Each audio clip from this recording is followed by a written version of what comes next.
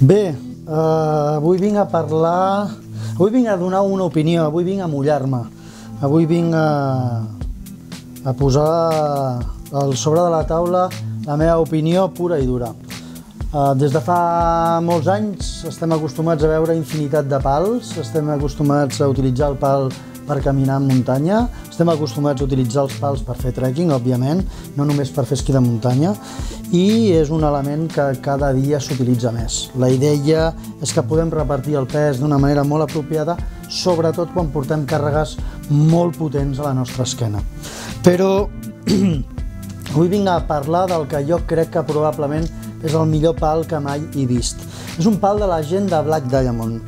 Es diu Alpine FLZ i és un pal de la gamma de trekking i és un pal de la gamma Z-Pole, que és la seva tecnologia. En què consisteix? Bueno, el tinc a la mà. La primera cosa que destaca és el seu poc volum.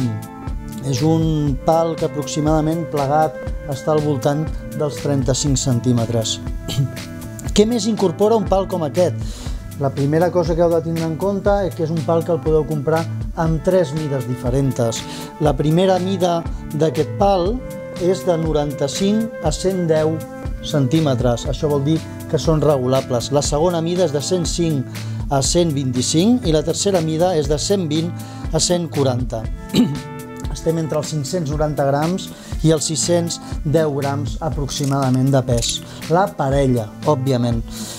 Quan nosaltres l'obrim, el que ens trobem és, ja ho veieu, ens veiem un pal de 3 trams, porta un fiador i després portem una zona que és fàcilment mòbil. La podem regular a la mida que vulguem i ens queda completament tancat. L'altra cosa que destacaria és hiperdur. Ens arrepengem sobre ell i flexa poquíssim. No només és molt petit, sinó que flexa molt poc.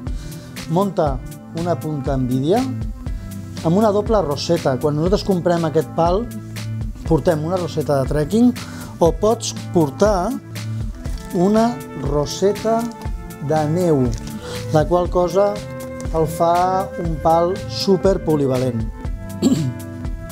Què més explicar-vos? Doncs ja ho veieu, un mànec fabulós. És un mànec fet amb suro, una part baixa amb una goma espuma collonuda i una dragonera que ens permet ajustar-nos-el perfectament. Poca cosa més, un pal que si a més l'obro, plegar-lo és tan fàcil com això,